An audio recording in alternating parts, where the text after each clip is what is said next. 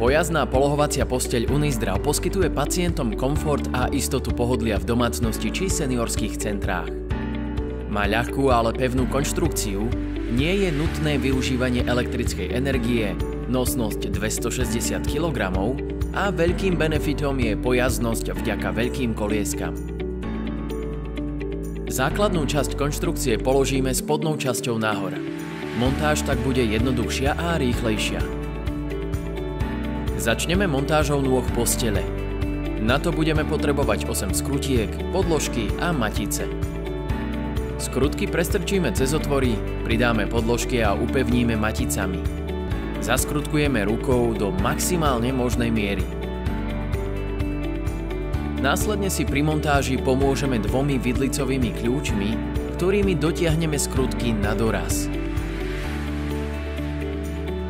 Takto postupujeme pri všetkých otvoroch, respektíve pri každej kovovej nohe postele.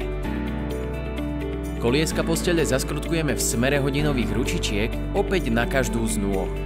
Koliesko môžeme zabrzdiť, vďaka čomu sa montáž zjednoduší. Na ďalší postup budeme potrebovať 2 dlhšie skrutky s maticami a podložkami a 4 krátke skrutky. Oba piesty umiestnime na spodnú časť postele. Dlhší aj kratší piest umiestnime do správnych úchytov. Upevníme z oboch strán oba piesty. Použijeme na to kratšie skrutky.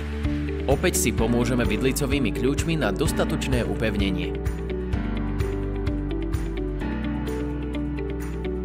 Druhú stranu piestov prichytíme dlhšou skrutkou, podložkou a maticou a nakoniec upevníme na doraz vidlicovým kľúčom.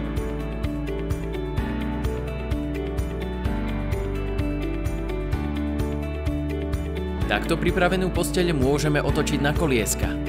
Kolieska zabrzdíme, aby sme posteľ nepoškodili.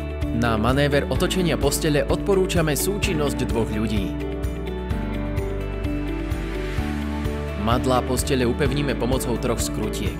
Z vnútornej strany vložíme maticu, ktorú utiahneme pomocou kľúča.